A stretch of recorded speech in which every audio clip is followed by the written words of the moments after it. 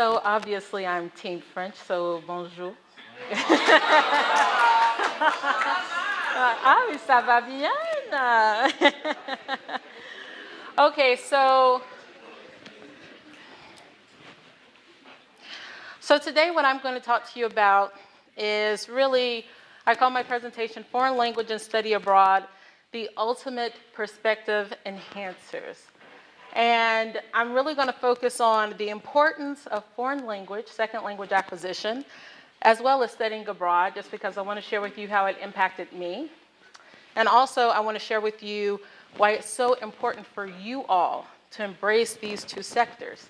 The way that we're evolving here in the US, just in the world, even on a global level, it is very important that we kind of former global citizens. So that's what we need today. So first, the Alliance Francaise of Atlanta. How many of you have heard of the Alliance Francaise? I have to plug where I work first. Yes, how many of you have heard of the Alliance Francaise? Okay, well, for the Frenchies, especially for the Frenchies in the audience, you need to know about this place. So the Alliance Francaise is a French cultural organization. We're located in Midtown. And our mission is to promote the French language and French and Francophone cultures. So we do that through educational programs. We teach French. And then we also do that through cross-cultural exchange. So we have concerts, we have lectures, we have film nights, we have dinners, we travel. Wine tasting, that's more for your teachers. But we have all of these events, all to promote French language, the French language and French and Francophone cultures. We've actually been in Atlanta since 1912. There's actually an Alliance Francaise in almost every major city around the world, with the Alliance Francaise of Atlanta being the 5th largest in the US, outside of New York, DC, Chicago, and Minneapolis. And so we're headquartered in Paris, but all of us have the same mission, to make sure that we're sharing the French language and French culture with the community. So in terms of what we have coming up next that may be of interest to you, we actually have our French market. If any of you have been to Paris and you see your Paris open air market, this is going to be a throwback to that. So it'll be an open air market in Midtown, October 13th from 11 a.m. to 6 p.m. And so you can come, wear your beret, there'll be music, there'll be face painting, there'll be an accordion player, music, such. So if you want to come, or if you're interested in volunteering, let your teacher know, because I may have a position for you. Also, we always have internship opportunities. This is more for our seniors, and maybe a couple of juniors. But there are some internship opportunities. So if you're smart and looking for one, you would be writing down this email right now. So there's social media, development, and also education.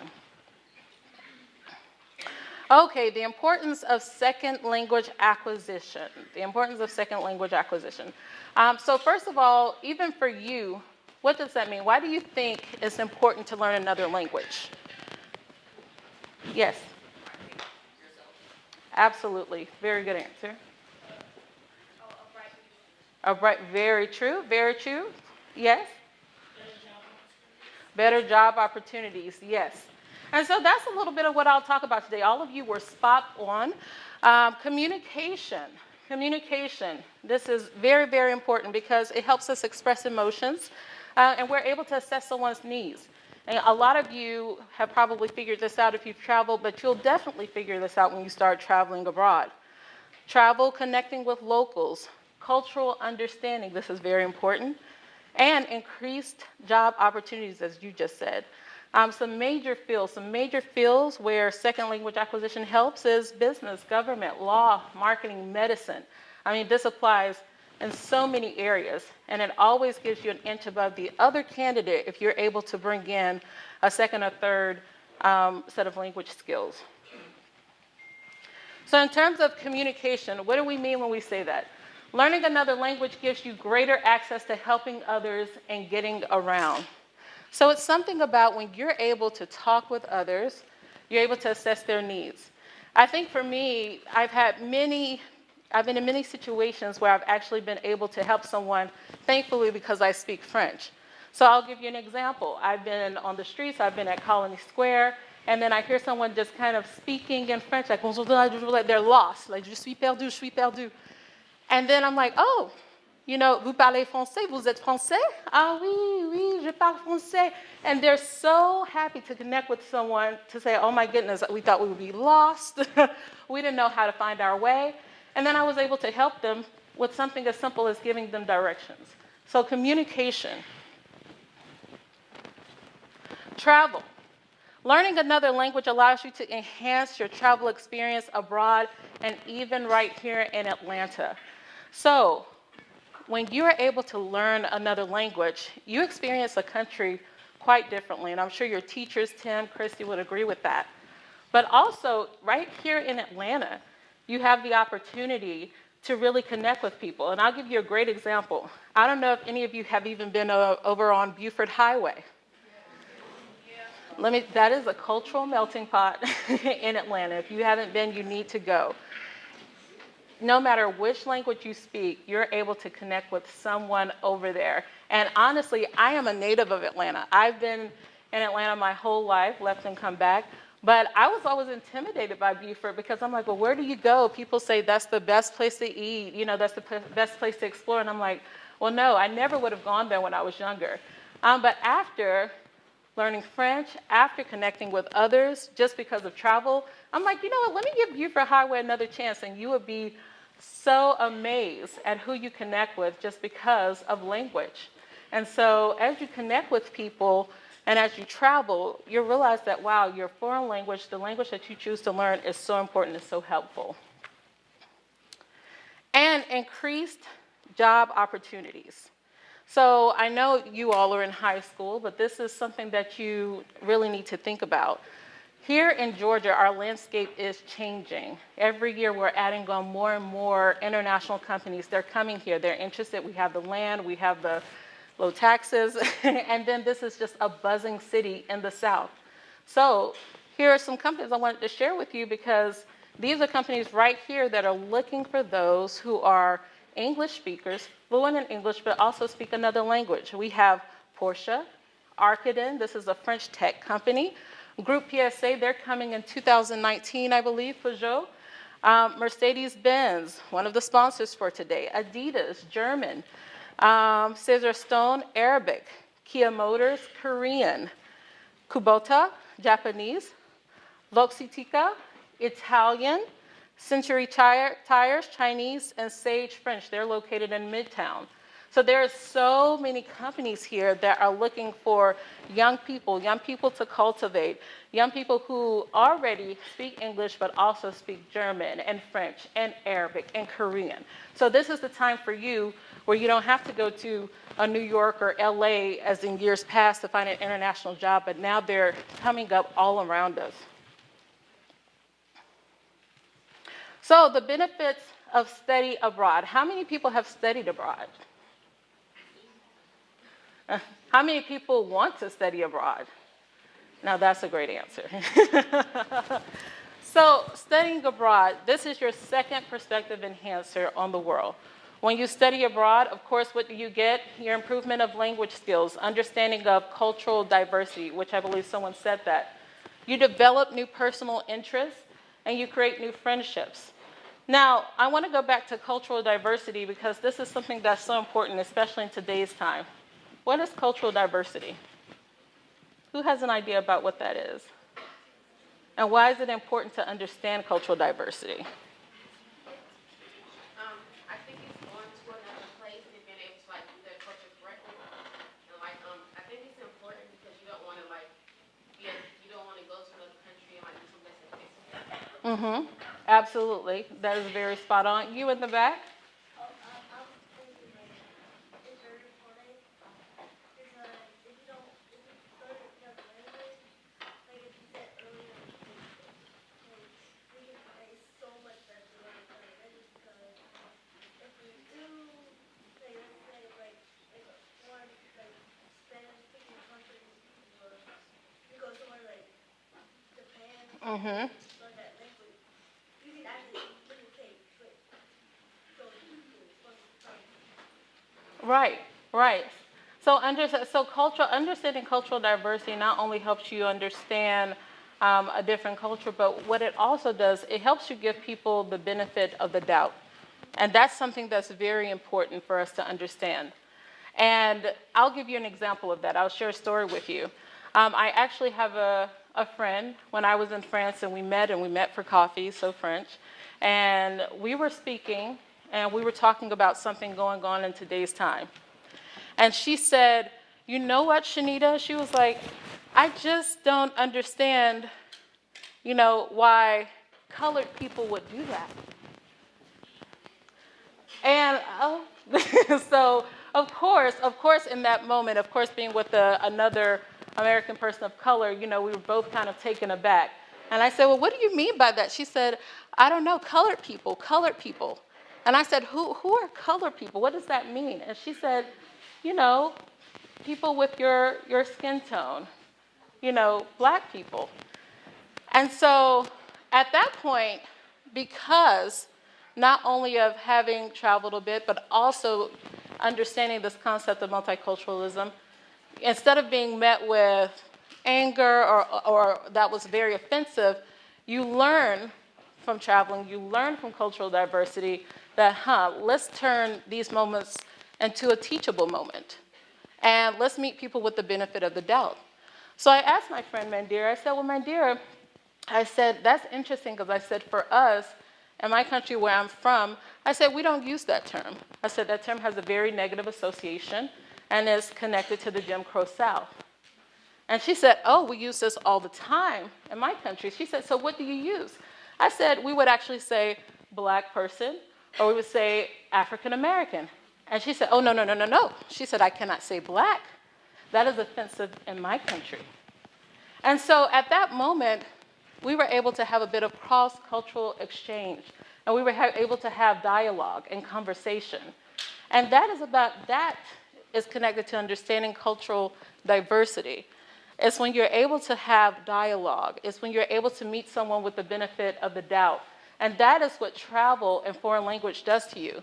So instead of you meeting someone instantly with anger, I'm instantly offended, let's create dialogue and see where the roots of these words come from, where the roots of these thoughts come from. And from there, we were both able to learn something about the other one's culture. Also, in developing new interests, I know a lot of you think you know what you want to do when you leave high school, when you leave college. But the one thing about studying abroad is that it's going to open your mind. So maybe you thought about, okay, I'm so sure I'm going to be a doctor. I'm so sure. And then you go and you spend a semester in Italy, and now you want to paint. Or now you want to act. Or maybe you want to teach. You never know what these different countries will do for you. And then creating new friendships. Some of my longest friendships have come from studying abroad, from people that I've met. But also something I want to share with you, which is very interesting, is who is missing from the numbers, and that is why we need people in this room to go abroad.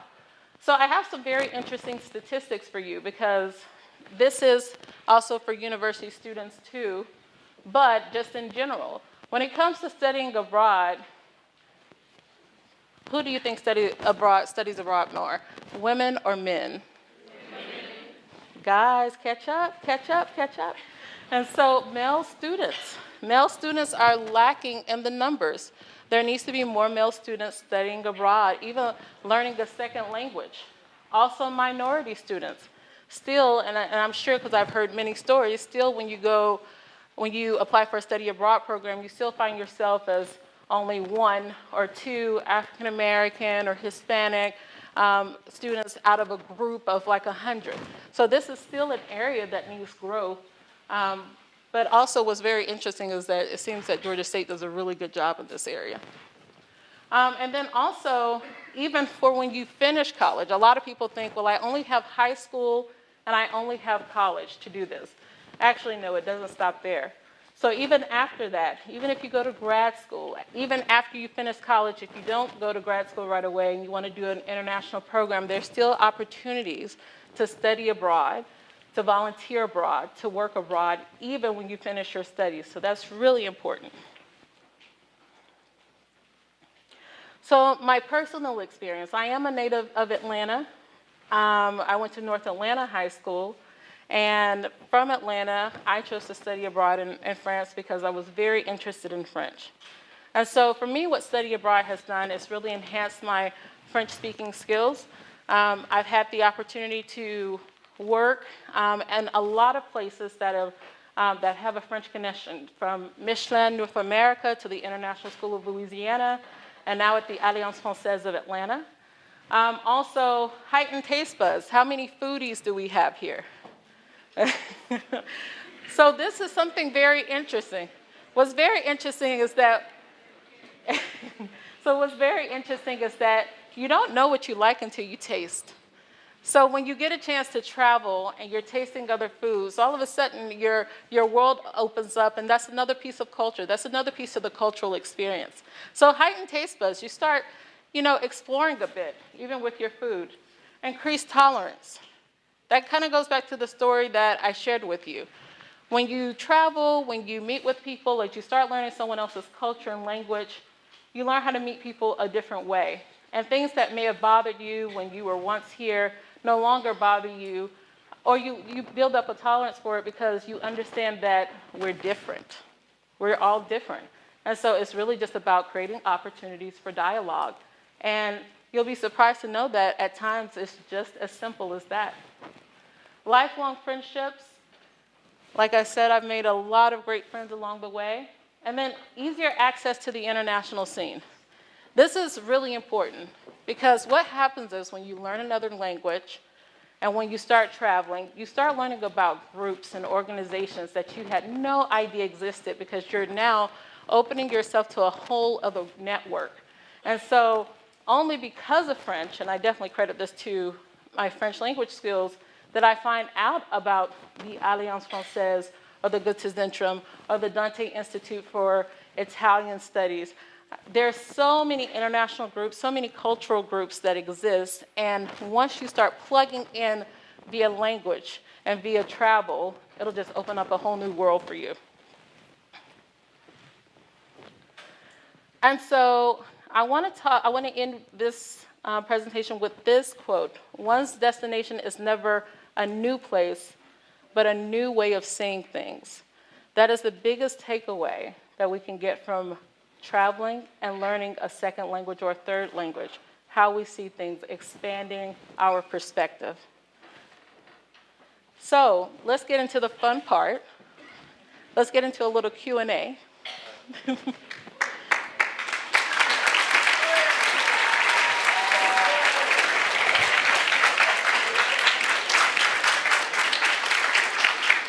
All right, thank you so much, Shanita. So honestly, we'll just open this up. Anybody has a question, just raise your hand. I'll walk around, hand you the microphone, and ask away. Don't be shy. All right, start over here.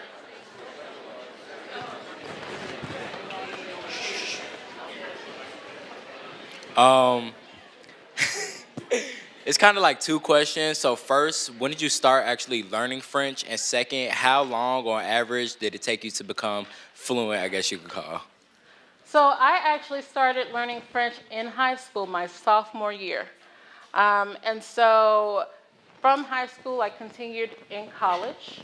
And then in college, I did a study abroad program. And when I finished college, I lived a year abroad. And so then when I came back to the States, I was like, I don't want to lose all that I've learned. So let me find a way to stay connected. And that's actually when I first discovered the Alliance Francaise of New Orleans. And so I would go there for conversation clubs, and then I would connect with other meetup groups. But then it was just a matter of really staying connected so I wouldn't lose it. But to answer your question about, when did I become fluent, what I will say is that the schooling plus studying abroad, meaning being immersed, is definitely where the connection happened. So I would say after that last year of studying abroad, plus being at the Alliance Francaise, I would say that is where it really happened. I even at one point, of course, when you first leave, you're like, oh no, I've forgotten so much. And then what happens is when you get back into an environment of speaking, you're like, oh no, it's all still there. But I would definitely say the immersion plus the schooling, when I finally came back to the States, is where I felt really advanced in the language.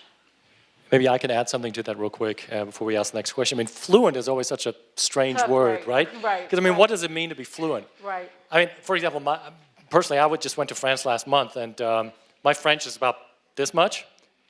But just being able to communicate on a basic level, and to just say, to be able to check in a hotel and maybe just go to a store and, Right. and buy something, Right. it makes you feel like you're home.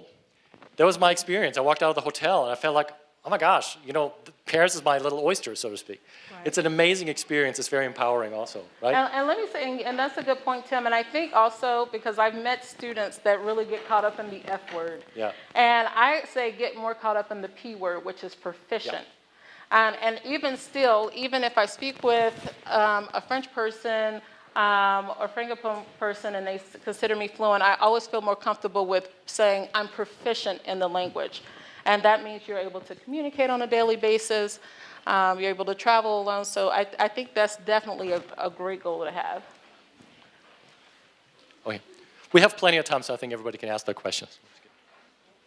Hi. I wanted to ask, what made you choose French as opposed to Spanish or German or another language? And are you open or do you plan to study another language and be proficient in another language? So it actually began with my mother. My mother, when she was in high school, she actually studied French. And so when I was a little girl, she would, say these words, use these words with me. She would say, ah, la petite fille, le petit garçon. And she would say, sur le pont d'Avignon. She would sing these songs. I'm like, Mom, more. And she's like, honey, I learned that like over 30 years ago. I don't know. And I was like, what? You got me excited? And then you just dropped the ball. Mom's just like, I don't remember anymore. But just because of those little interactions, that's when I say, you know what? I think I want to learn that weird language my mom used to speak with me. And so that's actually how I decided to study French. And then your second question, if I'm interested in learning another language, yes. And that language would be Korean. And that's just because I have a background in ESL. And so a lot of my students were Korean, and I just learned so much from them, and they shared their culture with me, so I became very interested in it. Mm-hmm. Hello. You spoke earlier about different groups that aren't represented when it comes to studying abroad and learning other languages. But I wanted to know, is there a language that not enough people are learning? Is there a language that's in demand in the business world that you think? Yes. And I would actually have to say that's German. Especially, In Georgia. I would have to say that's German. And I say that just because not only am I next door to the German Cultural Center in Atlanta, but I also, just through some community networks, understand how the Georgia's business landscape is changing. And there are so many German companies that are moving to Atlanta, and that's just a high need. And so German is also is rarely found in our schools, our public schools as well. But German, I would say, is definitely the go-getter language. I mean, especially here in Georgia alone. I just went to a presentation, and I learned about 6 new German companies just in coming to Georgia or that already exist in Georgia. So German is definitely a need. Thank you, Shanita. I love you. But maybe I can add one thing to it. Of course, Yes. It depends a little bit on what industry you're in, Right. right? Where you see yourself living at some point. So definitely, German is an extremely important language here in the Southeast, and especially Right. in Georgia, right? But it depends a little bit on what general industry you want to go into. If you want to go international medicine, for example, or diplomacy, French is definitely an Right. extremely important language to learn, right? Okay.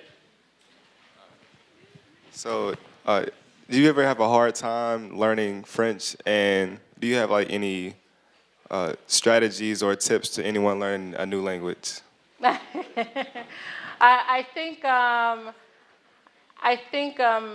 especially being here, I think the one thing we lose, and I think a lot of the French teachers can agree with this, is the la vitesse, the speed of the language.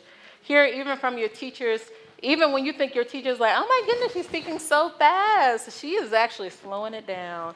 She's slowing it down a lot, just so you can catch her words and so she can pronounce and enunciate the words. And so in terms of the speed, that is one thing, even when I travel back to France, you always have to retune your ear because it's like, yes, so we got to take it up like 10 notches. But a good strategy, I say, and a lot of people, we talk about this a lot at the Alliance Francaise, do not be afraid to ask someone to repeat themselves or to speak or slowly. A lot of people get intimidated, like, oh my, I didn't know what she said, so I'm just gonna back out of the conversation. No. People are eager to help and assist. So the best strategy is always asking, could you repeat that? Could you say it another way? Or could you say that more slowly, please? Always a great strategy.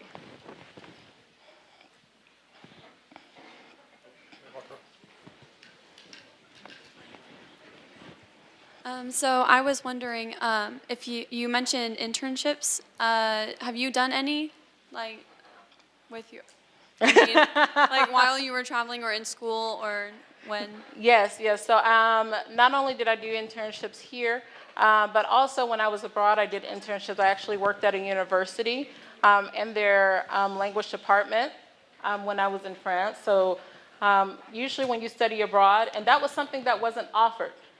So that's about taking a bit of initiative because I really wanted to have that experience of how does it feel to work abroad or to be in a higher education setting abroad. And so when I was in college, I asked for an internship in a French-speaking office. I wanted something very typical, so I did do that abroad.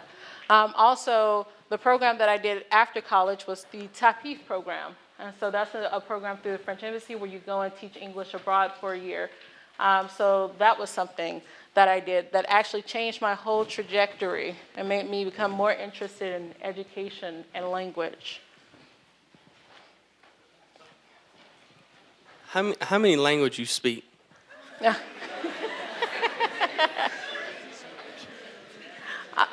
Were you not listening to this presentation, young man? English and French.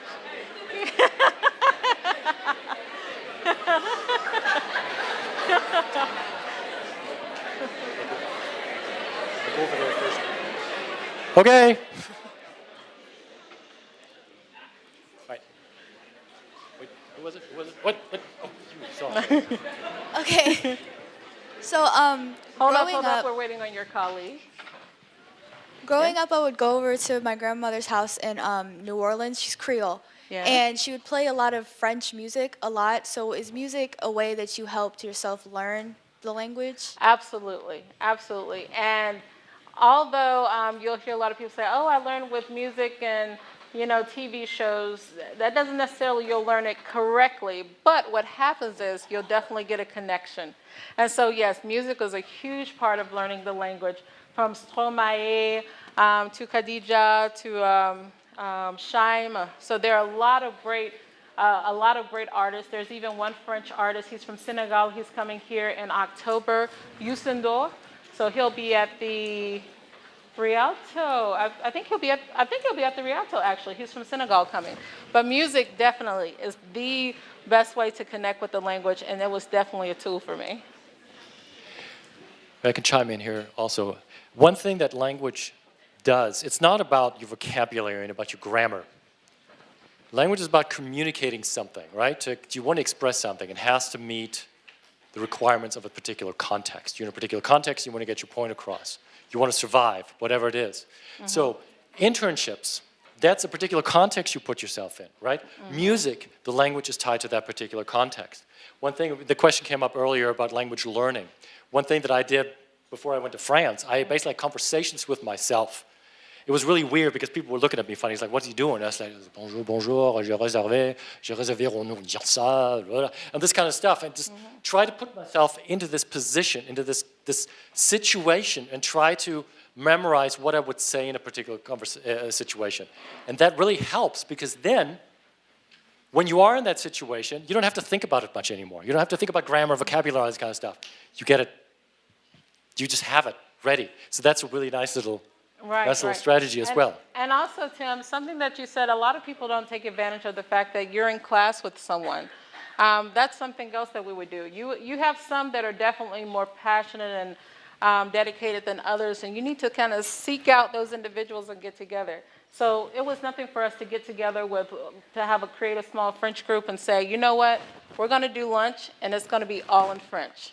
And we would have our dictionaries out if we got stuck, like, okay, let's look up that word. But we would try our hardest, and we made it like 90% of the time.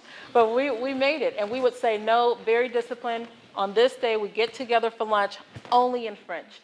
Even little things like that, that's a great strategy to help you improve. Hi, you're my role model right now. But I want to hear you say a sentence in French, the right, like, speaking. Speed. Yeah, speaking speed. Oh, that you would. Oh, Yeah. I'll tell you one because I had no idea when I first went to France what they were saying. You would enter a store. It's like bonjour. Puis-je vous aider? Puis-je vous aider? Puis-je vous aider? And I would just nod my head like, what is she asking me? And when I tell you it took me too long, I was like, what is that lady in the store asking me every time I walk in? And so then I was reading, I was like, I got to look this up. And she was asking me, she said, puis-je vous aider? May I help you? May I help you? But it was so fast, it was so fast. Puis-je vous aider? Puis-je vous aider? Puis-je vous aider? And I had no idea. So that's when I talk about, see, puis-je vous aider? Because for me, I'm used to, puis-je vous aider? Puis-je vous aider? So yes. Good morning. So I have a question. Like, since Creole is broken up French, do you think it would be complicated for someone that speaks French to understand someone that's speaking Creole? Yes. And do you think that people that speak French should go to more countries that speak that language rather than just Paris or France? Absolutely, absolutely. So number one, is it difficult to understand Creole? Absolutely. If you do not speak Creole, you will catch words. You will catch words. You will catch bites. So you will pick up things, but it's almost like patois. You know what I mean?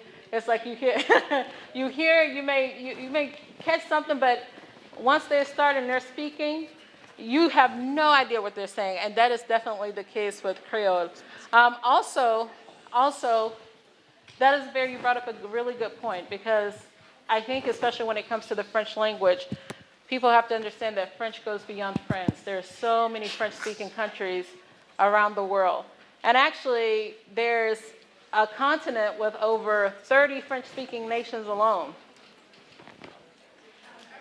Africa. And especially when we talk about growth and when we talk about globalization, that is the next big place. The next big place. And everyone knows that but us. But Africa alone has over 30 French-speaking nations. And that's interesting because I want to see if you can name some of those French-speaking nations. Senegal, Togo, Ivory Coast,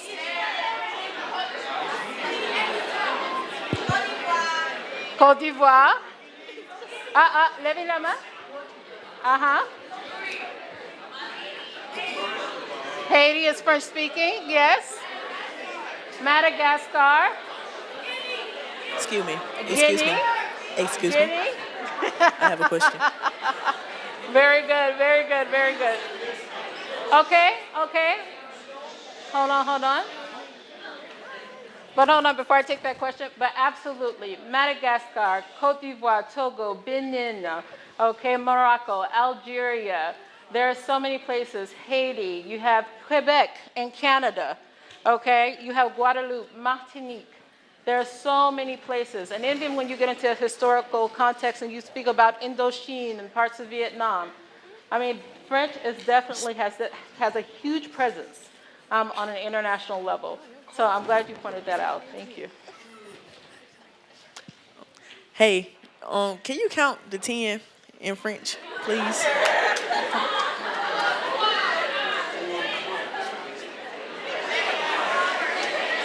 What's the question? Can you count to 10? Hold on, what's the question? Oh, count to 10. Okay. Hold on. So count to 10 in French. I expect all my Frenchies with me. 1, 2, 3, 4, 5, 6, 7, 8, 9, 10. Très bien.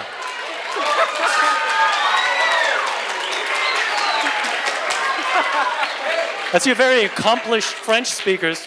Real quick, while I walk over there. I think French is a perfect example that there is no one version of French. There are many, many, many Frenches out there. There are many different cultures. If you go to France, it's going to be a completely different experience than if you go to Senegal or Benin, right? So keep that in mind. That's also where culture comes in. When you learn a language, you have to learn the culture that goes along with it, but be aware that language doesn't equal culture. Language is like a gateway, right? There's so many different cultures. So always keep that in mind. That really helps you connect with people. Okay, who was it over here? Yeah. So I know what people are saying when they speak to me in Spanish, and I know what to reply with, but I feel really nervous and sort of intimidated when I'm like speaking to native speakers, and I was wondering if you have like tips for overcoming that. Yes, and let me tell you this. One thing is be persistent, and also even if someone switches to English, like, oh, you don't know what you're saying, let me just speak English so we can get through this conversation. A good thing to say is, you know what, I want to speak Spanish with you. Or teach me, did I say this? Teach me how to say this correctly. But that is going to be very, very big. And I can't speak for how it is in Germany, Tim, because everyone spoke perfect English when I was in Germany. But in France, I know even if you're fluent, if a French person even hears a hint, like minuscule piece of accent that shows that you're not French, they will switch to English like that. And most of the time, your French is better than their English. So then you're like, I know this is not happening to me. And the best thing to do is be persistent. So what I will do, if they switch, I keep speaking in French. And then if they still switch to English, I ask them, can we speak in French, please? Est-ce qu'on peut parler en français, s'il te plaît? So I switch, I say, I'm very persistent with it because that's your time. That's your time to be immersed. That's your time to speak. And so that's what you have to do. But also that's a good time to, to express that. Because when you say that, like, I really want to learn, I'm here to practice. I didn't say it correctly. How should I say it? Okay, I want to say it again. And I want to try to speak in Spanish with you for this entire conversation, if you don't mind. And you know what the most important thing is in languages, in language learning, in language application, using out there, is asking questions. Know how to ask questions, because you can carry on a conversation for a long time if you just know how to ask questions, yeah? So that is one of the most important things you need to practice, because if you pick up one little thing in what somebody says and that's it, you can ask questions about that. That's how you keep a conversation going. Absolutely. Comment dit-on? Comment ça s'écrit? How is that written? Comment ça s'écrit? Comment dit-on? Say your word in English. Absolutely. Have you listened to French music, and how is it different from American music? I think with French music, so yes, I've listened to French music. What I like about French music is that there are so many expressions, and I'm sure we have that. Well, we do have that in our music as well. But that's what makes music fun to listen to in French, is because you learn so many different new expressions and phrases. But I would say if you've never listened to a French artist, you may want to start with Stromae, and that's Stromae. I think you may like him. He's definitely has a mainstream sound here, but definitely a very popular artist.